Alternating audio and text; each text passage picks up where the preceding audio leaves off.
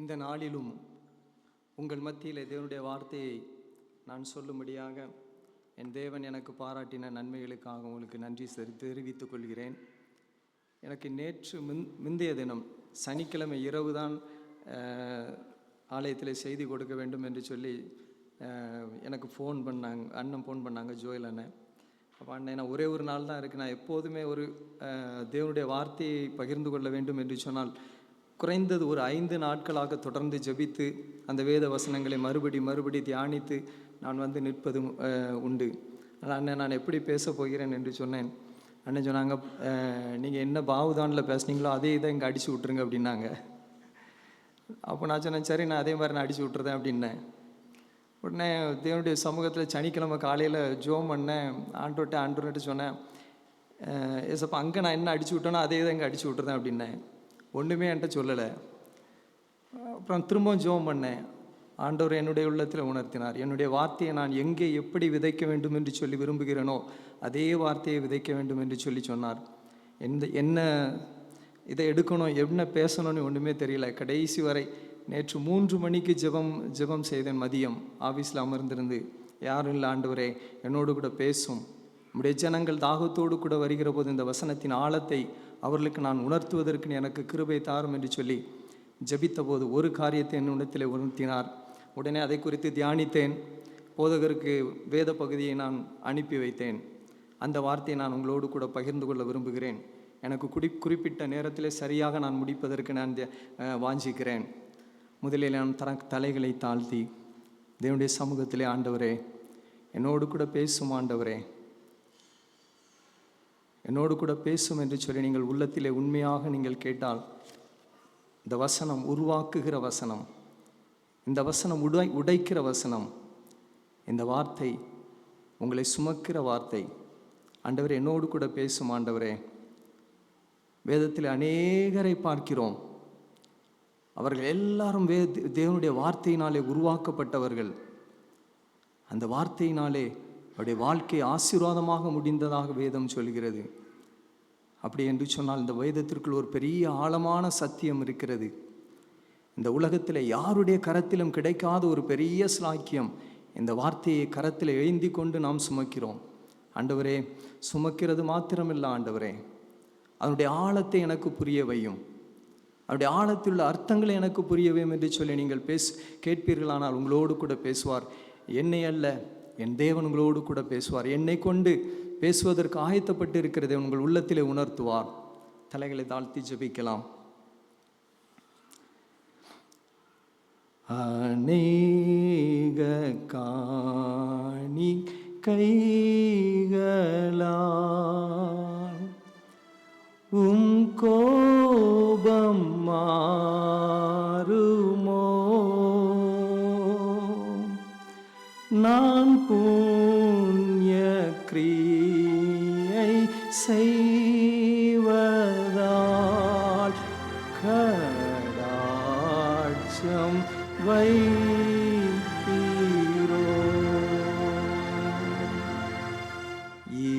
இப்போதும் பரலோகத்தில்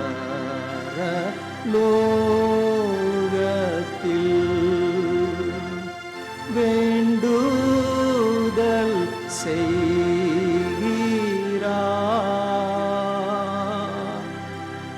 உம் திவ்ய சந்நிதானத்தில் என்னை நினைக்கிறார்.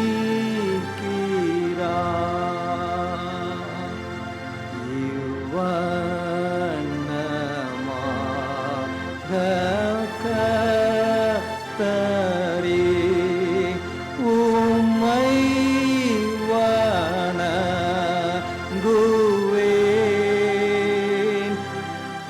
என் நீதி இயேசு கிறிஸ்துவே, அவரை பற்றினேன்.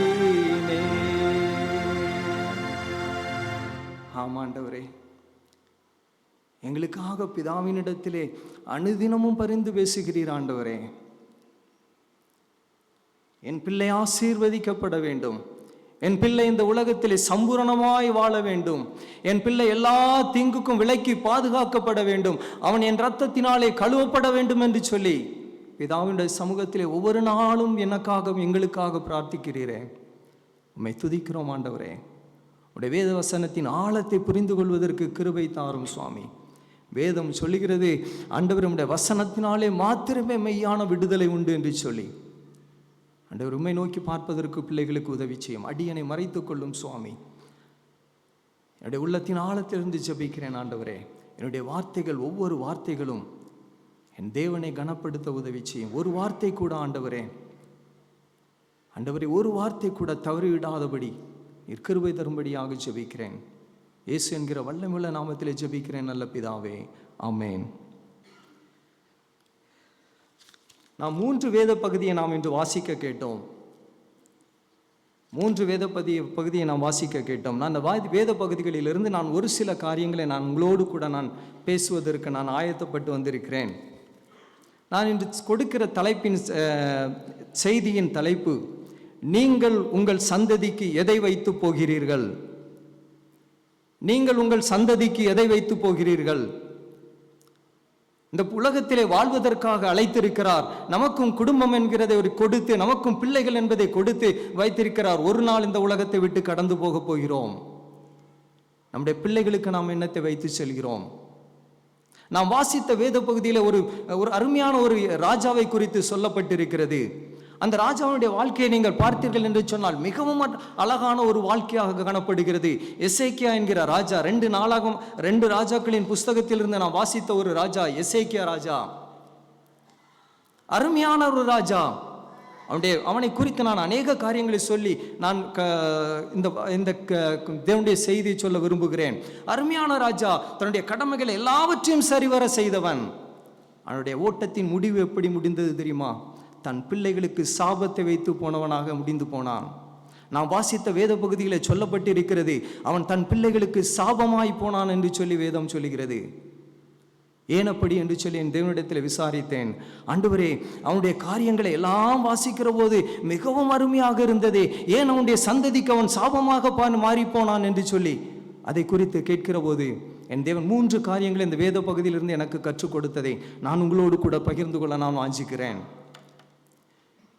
3 தலைப்புகளிலே நான் உங்களிடத்திலே பகிர்ந்து கொள்கிறேன். அதில் 2 சரியாக செய்தவன் கடைசியிலே அவன் தவறி போனான் என்று சொல்லி வேதம் சொல்கிறது. என்ன நடந்தது?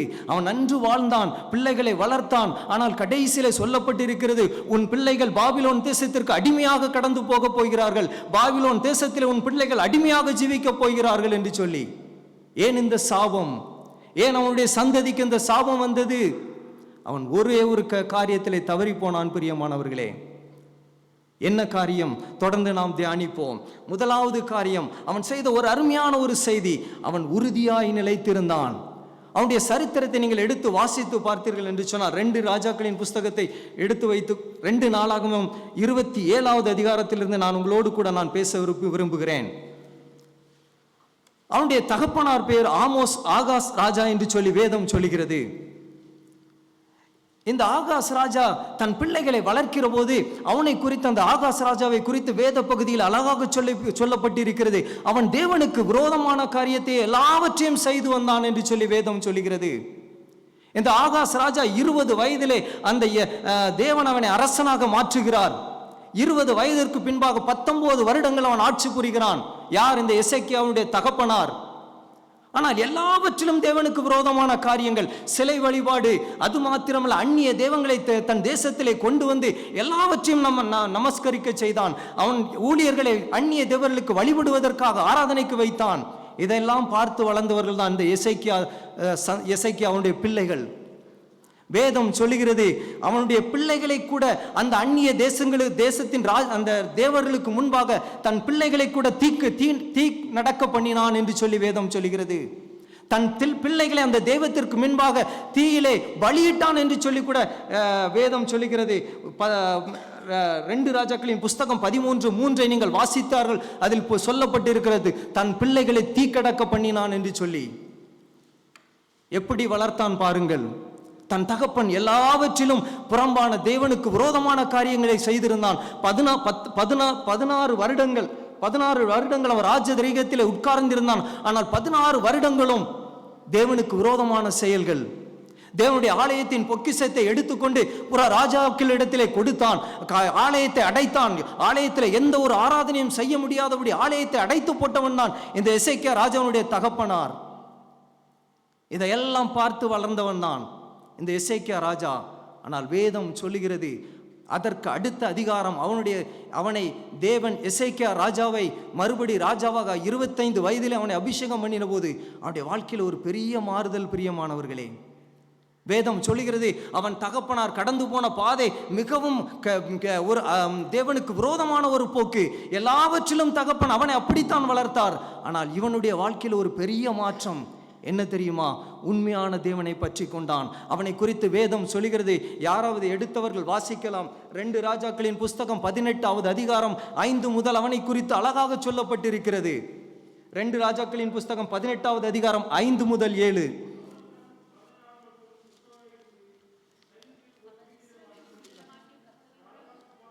ரெண்டு ராஜாக்களின் புஸ்தகம் 18:5 முதல் 7.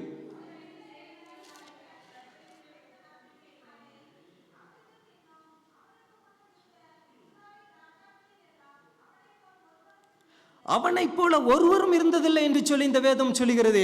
ஆனால் அவனுக்கு முன்பாக தகப்பன் அவனை வளர்த்ததோ எல்லா விதத்திலும் அவனை ஒரு வித்தியாசமான வழிகளில் வளர்த்திருந்தான். ஆனால் வேதம் சொல்லுகிறது, இவனுக்கு முன்பு அவனை போல ஒரு ராஜா இருந்ததில்லை என்று சொல்லப்பட்டிருக்கிறது. மறுபடியும் வாசியுங்கள்.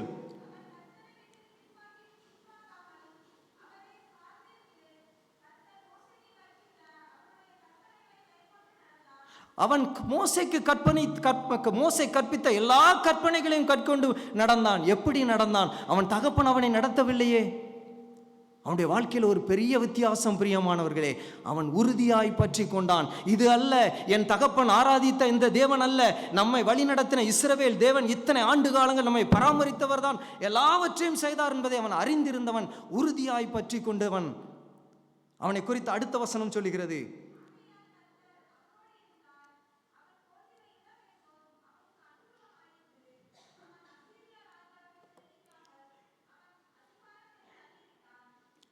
அவனோடு கூட கர்த்தர் இருந்தான் என்று சொல்லி வேதம் சாட்சி சொல்லுகிறது.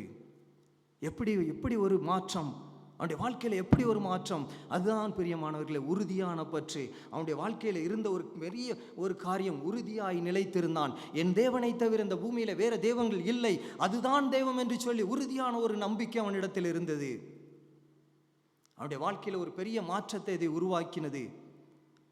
அவன் தேவனை வைராக்கியமாக பிடித்து கொண்டான். அவனுடைய வசனங்களை நீங்கள் வாசித்து பார்த்தீர்கள் என்று சொன்னால் அவன் தகப்பனுடைய வழிகளை பின்பற்றவே இல்லை. தாவீது எப்படி தன் வாழ்க்கையை செய்தானோ எல்லாவற்றையும் செய்தான் என்று சொல்லப்பட்டிருக்கிறது. அவன் போகிற இடங்களில் எல்லா இடங்களிலும் தேவன் அவனோடு கூட இருந்தார்.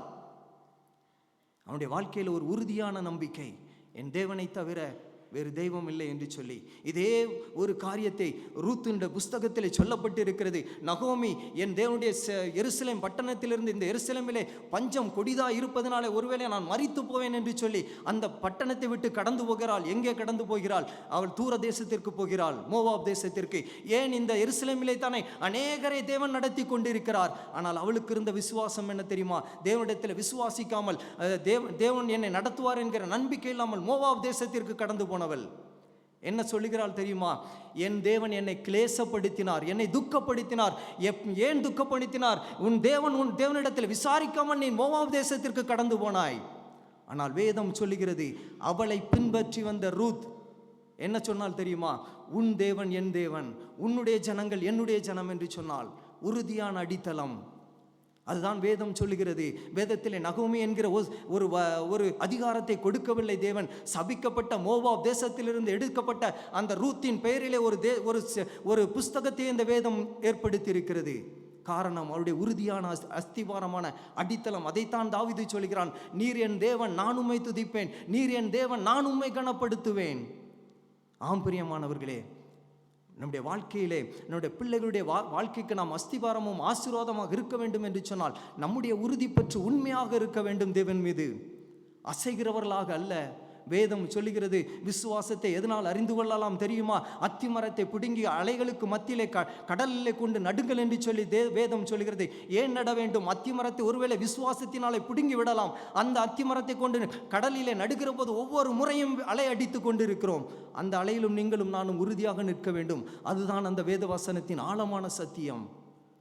இந்த ராஜா மிகவும் அருமையாக தேவனை பற்றி கொண்டான், மிகவும் உறுதியாக பற்றி கொண்டான். இதுதான் வாழ்க்கை, இதுதான் கடவுள், இதுதான் இரட்சகர், நம்மளை இத்தனை ஆண்டு காலங்கள் நடத்தி வந்தது என்று சொல்லி அருமையாக பற்றி கொண்டான். அதிலே அவன் தவறவில்லை. பிரியமானவர்களே, மறுபடியும் கேட்க ஆரம்பித்தேன், ஆண்டவரே, அவன் பின் எதற்காக இந்த காரியம் அவனுக்கு சாபமாக மாறினது என்று சொல்லி. அதை தொடர்ந்து எனக்கு கற்றுக் கொடுத்த இரண்டாவது காரியம், அவன் உண்மை உள்ளவனாக இருந்தான். பிரியமானவர்களே, நீங்களும் நானும் பிள்ளைகளுக்கு முன்பாக எப்படி இருக்கிறோம்? வேதம் சொல்லுகிறது, 2 நாளாகம புஸ்தகம் 2 அதிகாரங்களை நீங்கள் வாசித்து பாருங்கள். அவனுடைய 29 முதல் 31 வரை அவன் செய்த நற்கிரியைகள் வேதத்தில் சொல்லப்பட்டு இருக்கிறது. அவன் ராஜ்யத்தின் பணிகளை தொடங்கின போது முதலாவது செய்த காரியம் என்ன தெரியுமா?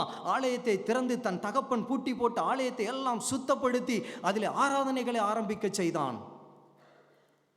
தேவனை உறுதியாக பற்றி கொண்டது மாத்திரமல்ல,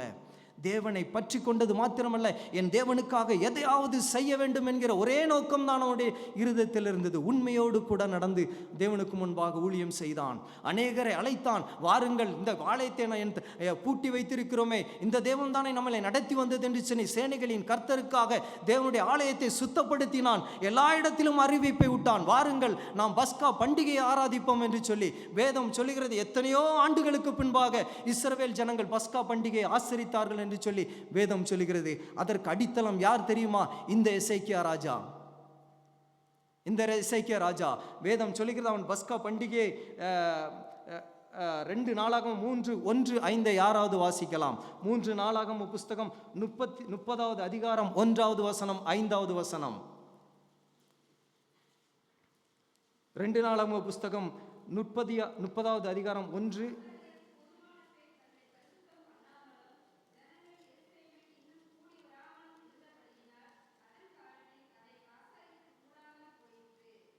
அந்த பஸ்கா பண்டிகை அவர்கள் ஒன்றும் கூடாத ஒரு காரணத்தினாலே அநேக ஆண்டுகளாக அந்த பஸ்கா பண்டிகை என்பது என்ன? என் தேவன் எங்களை நடத்தி வந்தார், இஸ்ரவேலின் தேவன் எங்களை அடிமைத்தனத்திலிருந்து விடுவித்து அந்த யோர்தானையும் செங்கடலையும் பிளந்து பார்வோனுடைய சேனைக்கு எங்கள் கரத்திலிருந்து எங்களை மீட்டெடுத்து அந்த கானானுக்கு அழைத்து வந்தார் என்பதை மறந்து விடாதபடி இருப்பதற்காக இந்த பஸ்கா பண்டிகை நீங்கள் ஆச்சரியுங்கள் என்று சொல்லியிருந்தது. அதை மறந்து போனார்கள். இந்த எசேக்கியா ராஜா அதை நினைவு கூர்ந்து அந்த பண்டிகையை அதை ஆசரிக்க செய்தான். அவ்வளவு அருமையான ஒரு ராஜா. வேதம் சொல்லுகிறது, அவனை குறித்து அந்த வேதம் சொல்லுகிற போது, அந்த பஸ்கா பண்டிகை ஆராதிக்கிற போது தேசத்தின் ஜனங்கள் எவ்வளவு மகிழ்ந்தார்கள் தெரியுமா? 2 நாளாகமம் 30:26 முதல் 27 யாராவது வாசிக்கலாம்?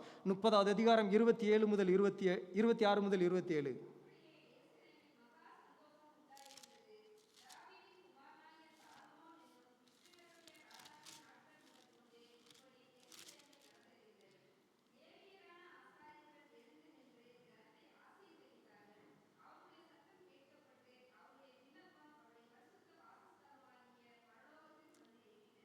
அந்த ஆராதனையின் விண்ணப்பங்கள் பரிசுத்த பரலோகத்திலே ஏறெடுக்கப்பட்ட அந்த அருமையாக சொல்லப்பட்டிருக்கிறது. விண்ணப்பம் அவருடைய பரிசுத்த வாசஸ்தலமாகிய பரலோகத்தில் வந்து எட்டினது என்று சொல்லி வேதம் சொல்லுகிறது.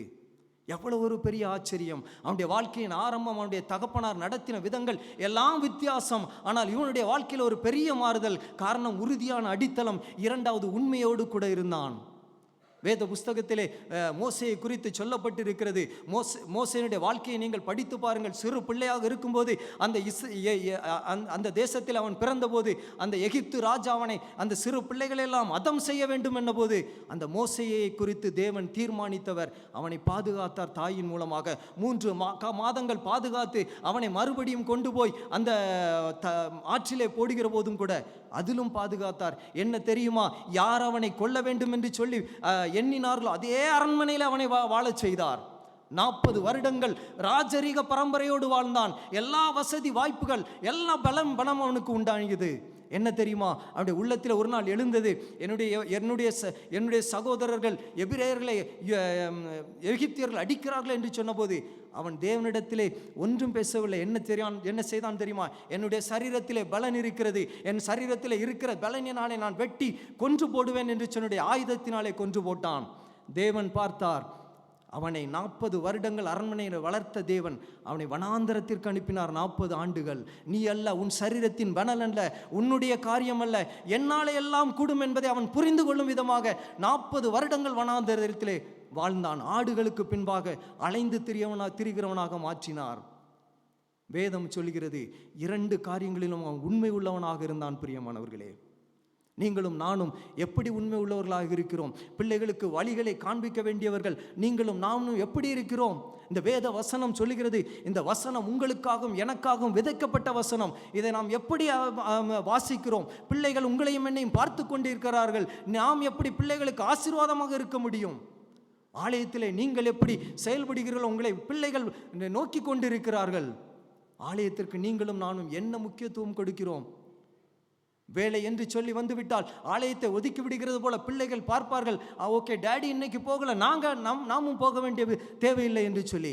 உங்களுடைய வாழ்க்கையிலும் என்னுடைய வாழ்க்கையிலும் ஆலயம் மிக முக்கியமானது. இந்த எசேக்கியா அருமையாக செய்தான். தேவனுடைய சமூகத்திற்கு முன்பாக ஒருவேளை அவனுடைய பிள்ளைகள் அவனை பார்த்திருக்கலாம், ஆலயத்தின் பணிகளை என்ன அழகாக என் தகப்பன் செய்திருக்கிறார் என்று சொல்லி.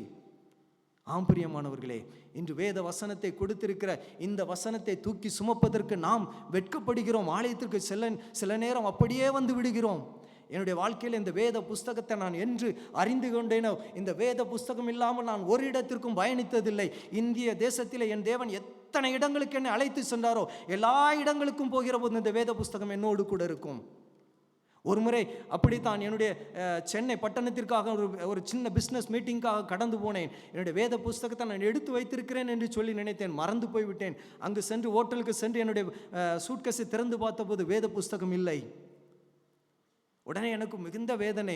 அடுத்த நாள் சண்டே அது முடிந்ததும் எனக்கு ஒரு மீட்டிங் அட்டன் பண்ணணும். அதை குறித்து நான் அநேக காரியங்கள் செய்ய வேண்டும். ஆனால் என்னுடைய உள்ளத்தில் எல்லாவற்றையும் ஒதுக்கி விட்டேன். முழங்கால் படியிட்டேன், ஆண்டவரே என்னுடைய வேத புஸ்தகத்தை நான் வைத்து விட்டேன், எப்படியாவது எனக்கு வேத புஸ்தகம் வேண்டுமே ஆண்டவரே.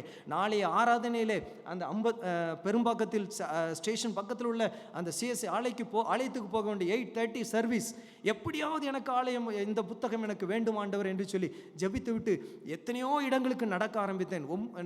இரவு 9 மணி இருக்கும். எல்லா இடங்களுக்கும் பார்க்க ஆரம்பித்தேன். எல்லா இடத்திலும் தேடினேன். ஏதாவது ஒரு இடத்துல வேத புத்தகம் எனக்கு கிடைக்காதா என்று சொல்லி. கிடைக்கவே இல்லை. ஒரே ஒரு நம்பர் மாத்திரத்தை ஒரு மாடியில் பார்த்தேன். அதில் எழுதியிருந்தது, இங்கே கிறிஸ்தவ புத்தகங்கள் கிடைக்கும் என்று சொல்லி. அந்த நம்பருக்கு ஃபோன் பண்ணேன்னு ஒரு தகப்பனார் எடுத்தார். என்ன தம்பி சொல்லுங்கன்னார். அண்ணன் எனக்கு எப்படியாவது ஒரு வேத புஸ்தகம் வேண்டுனே, என்னால் இந்த புத்தகம் இல்லாமல் என்னால் இருக்க முடியாது, எப்படியாவது எனக்கு வேணும் என்று சொல்லி சொன்னேன். தம்பி நான் கடையெல்லாம் அடைச்சிட்டேன், நான் இருக்கிற ரொம்ப தூரம் தள்ளி, இல்லைண்ணே எப்படியாவது நீங்கள் எனக்கு ஒரு புத்தகம் தரணும் அப்படின்னா நாளைக்கு காலையில் நான் தாரேன்னார். நான் நாளைக்கு காலையில் 8:30 நான் சர்ச்சுக்கு போகணும்னே, எனக்கு எப்படியாவது புத்தகம் வேண்டும் என்று சொன்னேன். அவங்க சொன்ன ஒரே ஒரு காரியம், நாங்களும் ஆலயத்துக்கு போனோம், ஆனால் ஒரே ஒரு காரியம் பண்ண முடியும், சரியாக 7:30 மணிக்கு என்னுடைய மகனை நான் அனுப்புகிறேன், எப்படியாவது அந்த புத்தகம் நீங்கள் அங்கே வந்துடணும் அப்படின்னாரு. அதிகாலையில் எழுந்தேன், குளித்தேன், உடனே போய் 6:45 அங்கே போய் நின்றுக்கிட்டு இருந்தேன். 7 மணிக்கு சரியாக அந்த மகன் அங்கே வந்தபோது அந்த வேத புத்தகத்தை வாங்கி அதை முத்தமிட்டு இந்த ஆலயத்திற்கு அந்த புத்தகத்தோடு கூட கடந்து போனேன். அதுதான் இந்த புத்தகம். 2019 ஆண்டு நான் வாங்கின ஞாபகம் இருக்கிறது. 2019 9வது மாதம் 6ஆம் தேதி இந்த புத்தகத்தை சென்னை பட்டணத்தில் இருந்து வாங்கி கொண்டு ஆலயத்துக்கு ஓடினேன். பிரியமானவர்களே, நீங்களும் நானும் பிள்ளைகளுக்கு ஆசீர்வாதமாக இருக்க வேண்டும் என்று சொன்னால் இந்த வசனம் எப்படிப்பட்டது என்று சொல்லி நீங்கள் பிள்ளைகளுக்கு காண்பிக்கிறவர்களாக காண வேண்டும். நீங்கள் பிள்ளைகளுக்கு முன்பாக ஜெபிக்கிறவர்களாக மாற வேண்டும். வேதத்தில் நான் நிறைய காரியங்கள் சொல்லலாம். இந்த எசேக்கியா ராஜா ஜனங்களுக்காக ஜெபிக்கிறதாக சொல்லப்பட்டு இருக்கிறது. அது மாத்திரமில்லை, ஒரு முறை அவனை அநேக தேசத்திலிருந்து அவனுக்கு எதிராக வந்தபோது தேவனுடைய சமூகத்திலே கெஞ்சி கதறுகிறவனாக காணப்பட்டான். பிரியமானவர்களே, உங்களுடைய வாழ்க்கையிலும் என்னுடைய வாழ்க்கையும் எப்படி இருக்கிறது? 3வது காரியம், சீக்கிரமாக சொல்லி முடிக்கிறேன். 3வது, அவன் 2 காரியத்திலே சரியாக நடந்தான். 1, என் தேவனை உறுதியாக பற்றி கொண்டான். 2வது காரியம், தேவனுடைய சமூகத்திலே உண்மை உள்ளவனாக இருந்தான். 3வது காரியம், மிக முக்கியமான காரியம், அவன் தவறி போன ஒரு காரியம்.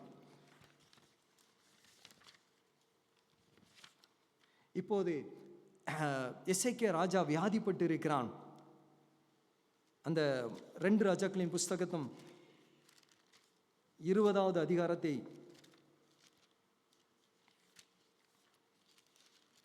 நான் வாசித்த வேத பகுதிக்கு வருகிறேன். 2 ராஜாக்கள், அவன் வியாதிப்பட்டு இப்போது எல்லா காரியத்தையும் செய்தவன், தேவன் அவனோடு கூட இருக்கிறார், எல்லாவற்றையும் செய்தவன் வியாதிப்பட்டு போகிறான். தன் சரீரத்தில் ஒரு வியாதி. ஏசாயா தீர்க்கதரிசி வந்து சொல்லுகிறான், நீ மரித்து போய் உன் குடும்பத்தில் எல்லா காரியங்களையும் ஒருமுகப்படுத்து, அடுத்த ராஜா யாரை நியமிக்க வேண்டும், எல்லா காரியத்தையும் செய் என்ற போது இவன் சுவர்புறமாய் திரும்பி அழுகிறான். ஆண்டவரே, என்னுடைய வியாதி என்னை விட்டு நீங்க வேண்டும் என்று சொல்லி சுவர்புறமாய் திரும்பி அழுகிறான். என்னுடைய எல்லா உத்தமமாக நடந்த எல்லா காரியங்களையும் கண்ட என் தேவன் ஏசாயா தீர்க்கதரிசியை பார்த்து சொல்கிறார், போ, என் மகன் கதறி அழுகிறான், அவனுக்கு என் ஜீவனை 15 வருடங்கள் நான் கூட்டி கொடுத்தேன் என்று சொல்லி வேதத்தில் சொல்லப்பட்டிருக்கிறது. அந்த ஏசாயா தீர்க்கதரிசி வந்து சொல்லுகிற போது உனக்கு 15 வருடங்களை கூட்டி கொடுத்தார் என்று சொல்லி சொல்லுகிறார்.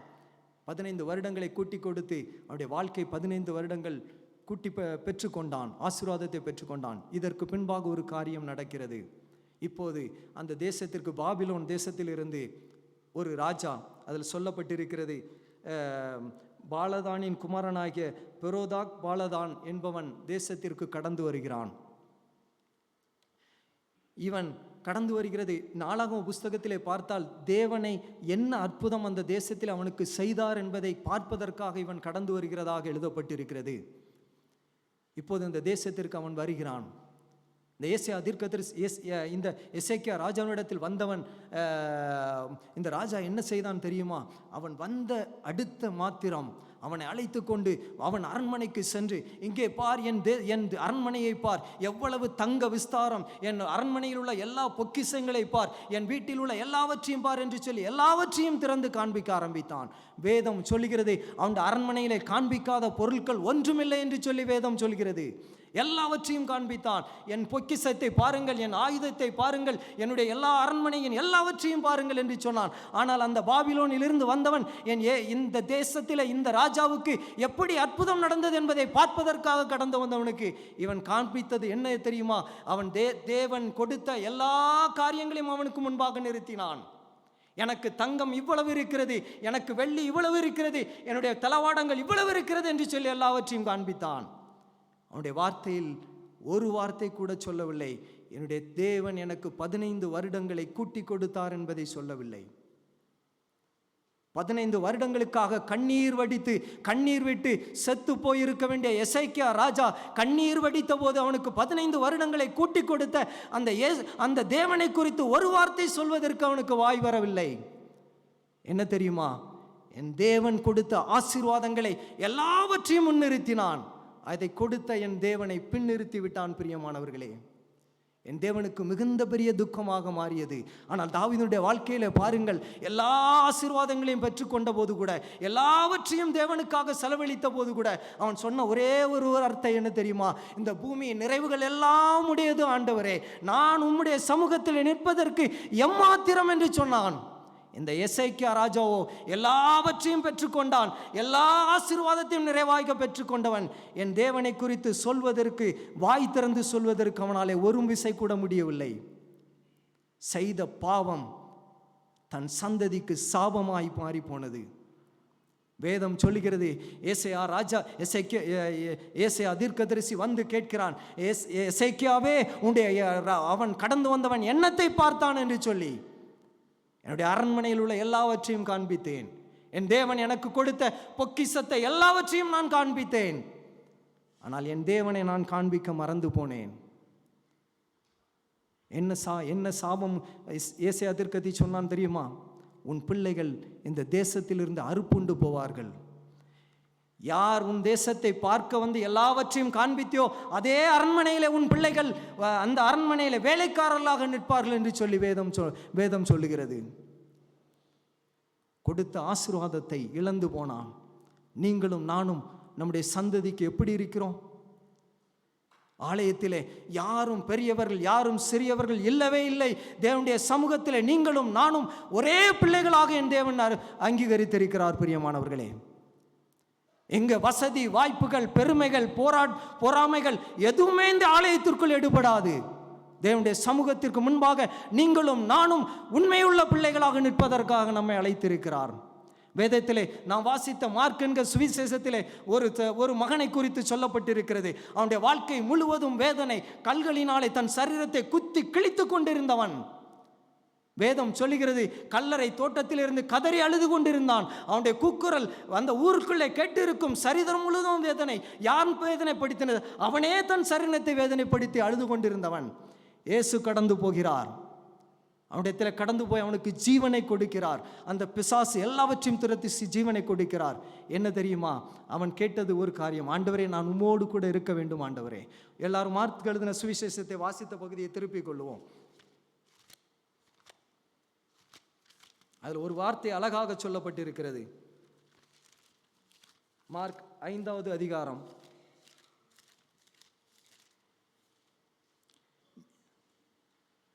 19 முதல் 21 வரை யாராவது வாசிக்கலாம்?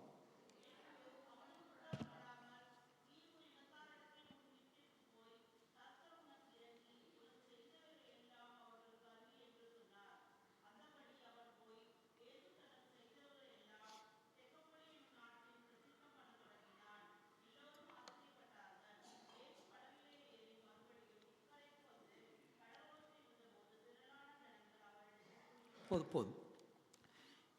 இவன் அந்த பிடியிலிருந்து, பிசாசின் பிடியிலிருந்து மீண்ட போது தேவனுடைய சமூகத்தில் கேட்கிறான், ஆண்டவரே எவ்வளவுக்கு பாடுகள் என்னுடைய வாழ்க்கையிலே, என் குடும்பத்தை விட்டு எத்தனை ஆண்டுகள் கல்லறை தோட்டத்திலே என் வாழ்க்கையை கழித்த எனக்கு இன்னொரு ஜீவனை கொடுத்திருக்கிறீரே, நான் உம்மோடு கூட வருகிறேன், உம்மோடு கூட இருக்கிறேன் என்று சொன்னபோது, இத்தனை ஆண்டுகள் கஷ்டப்பட்ட நீ உன் குடும்பத்தோடு கூட போ என்று சொன்னார்.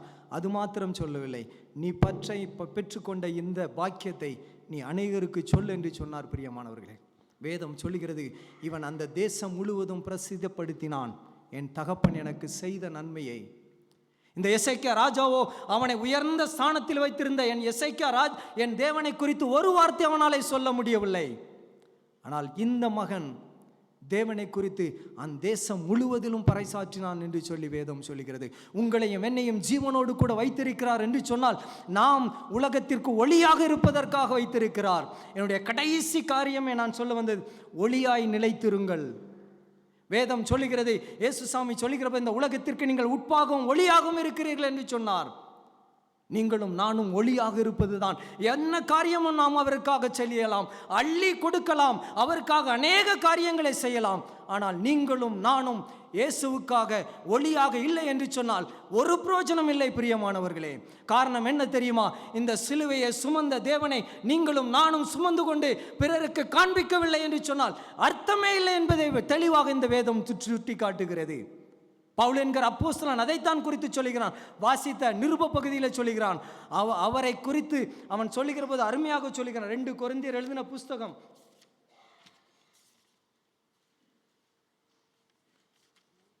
1வது அதிகாரம், 1 கொரிந்தியர் 1வது அதிகாரம்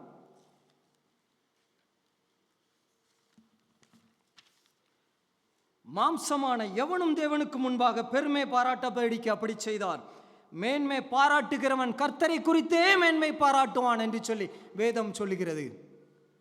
காரணம் என்ன? உங்களையும் என்னையும் தாயின் கருவிலே தெரிந்து கொண்ட என் தேவன் இந்த நாள் வரை தோளிலே சுமக்கிறவரை நீங்களும் நானும் பிரசங்கிக்காவிட்டால் யார் பிரசங்கிக்க முடியும்? யார் சொல்ல முடியும்? பிரியமானவர்களே, அதுதான் இந்த வேத புஸ்தகத்தினுடைய சத்தியம். இந்த எசேக்கியா ராஜா அதில் தவறி போனான். அந்த பிசாசு பிடித்த மகனோ அதில் உண்மை உள்ளவனாக இருந்தான். என்னுடைய வாழ்க்கையில் ஒரு நாள், இந்த ஆலயத்தில் ஒரு நாள் சொல்லி இருக்கிறேன், என்னுடைய வாழ்க்கையின் பயணத்தில் இந்த தொழில் தொடங்குவதற்கு முன்பாக என் தேவனோடு கூட நான் பண்ணிக்கொண்ட ஒரு உடன்படிக்கை, ஆண்டவரே நான் உம்முடைய வேலைக்காரன், நீர் என்னுடைய எஜமானன் என்று சொல்லி. அப்படியே என்னுடைய நாட்கள் கடந்து வந்தது. எனக்கும் அவருக்குள்ள அதிகமாக நான் அவரோடு கூட பேசுகிற போது அநேக காரியங்களை குறித்து என்னுடைய தொழில் உள்ள எல்லாவற்றையும் நான் அவரிடத்தில் சொல்லி விடுவேன். ஆனால் ஒரு முறை நான் ஒரு தவறு செய்தேன். ஒரு புதிய ஒரு கஸ்டமரை நான் கண்டுபிடிக்கவில்லை. அவராகவே என்னிடத்தில் கடந்து வந்தார்.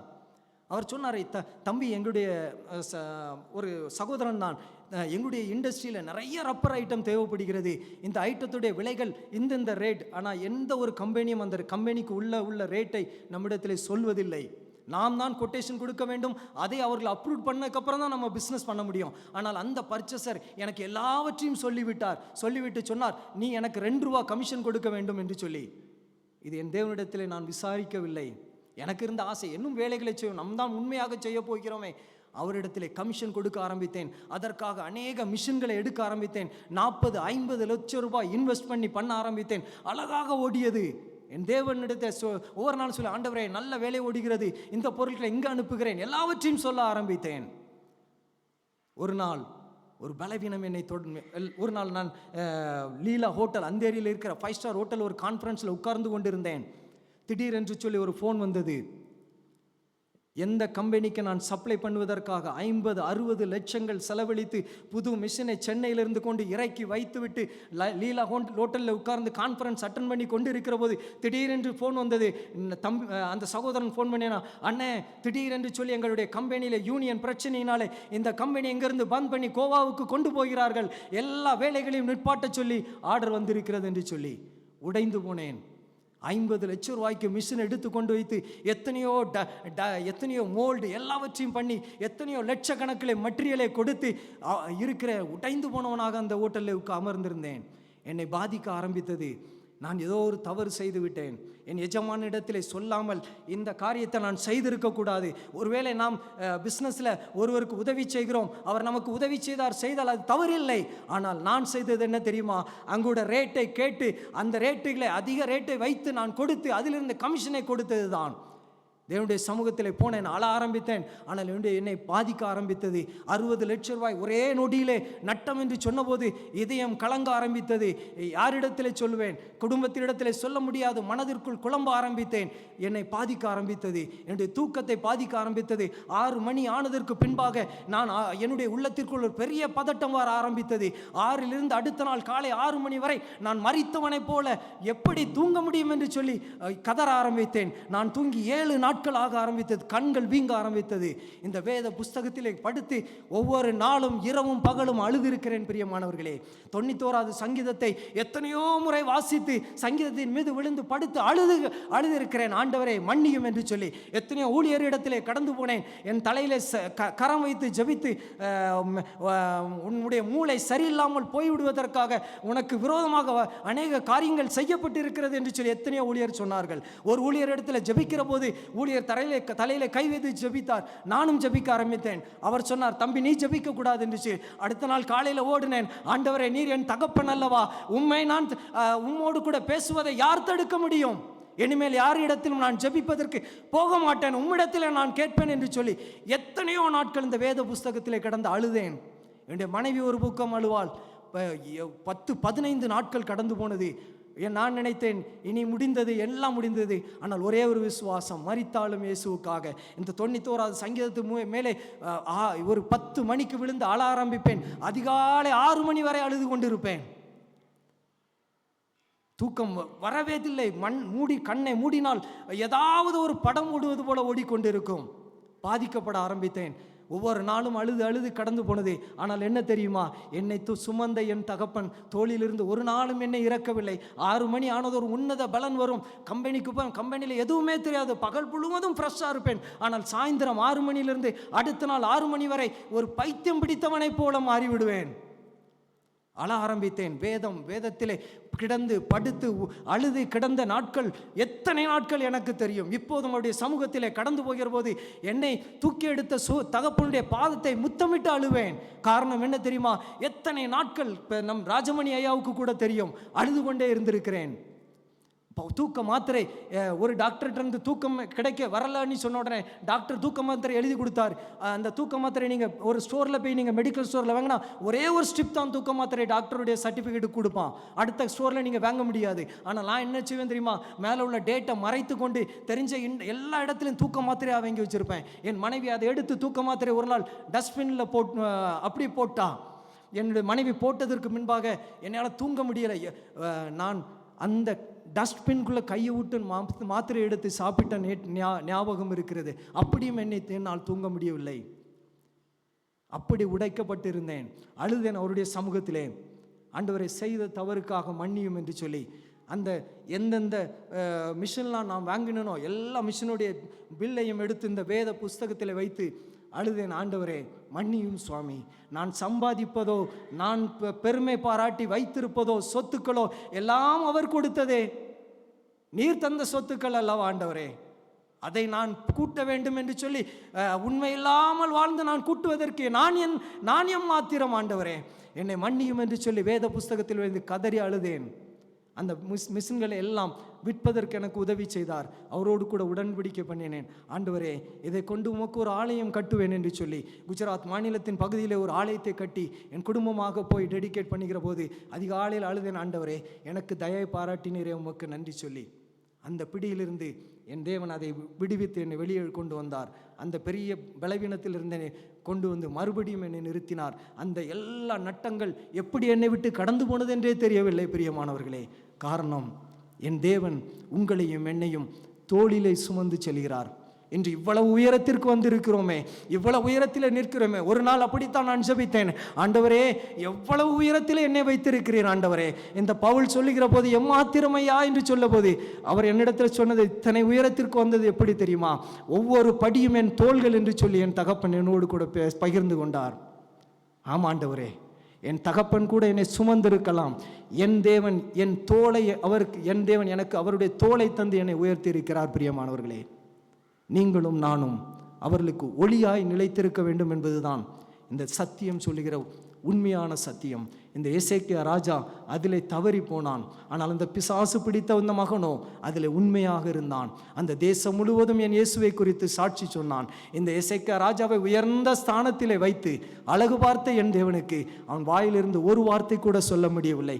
எனக்கு ஜீவனை கொடுத்தது என் தேவன் அல்லவா என்று சொல்லி நீங்களும் நானும் எப்படி இருக்கிறோம்? அதுதான் அவனுடைய வாழ்க்கையின் அவனுடைய பிள்ளைகளுக்கு ஒரு சாபமாய் மாறி போனான். நீங்களும் நானும் அந்த காரியத்தை செய்யாதபடி என் தேவனுக்காக முடிவு பரியந்தமும் நிலைத்திருக்க, அவருக்காக ஒளியாய் நிலைத்திருக்க உங்களை தேவன் தாமே இந்த வார்த்தையின் மூலமாக ஆண்டவரிடத்திலே நான் கேட்க வேண்டும். ஆண்டவரே, உமக்காக சாட்சி உள்ளவர்களாக வாழ்கிறது மாத்திரமல்ல, நான் கொடுப்பது மாத்திரமல்ல, ஆலயத்திற்காக செயல்படுவது மாத்திரமல்ல, என்னுடைய வாழ்க்கையும் என்னுடைய செயல்களும் உம்மை ஒளியாக பிரதிபலிக்கத்தக்கதாக இருக்க வேண்டும் என்று சொல்லி அப்படி செய்வோம் என்று சொன்னால் நம்முடைய சந்ததிக்கும் நம்முடைய பிள்ளைகளுக்கும் நம்முடைய திருச்சபைக்கும் நம்முடைய தேசத்திற்கும் நீங்களும் நானும் ஆசீர்வாதமாக இருப்போம். தேவன் தாமே இந்த வார்த்தைகளை ஆசீர்வதிப்பாராக.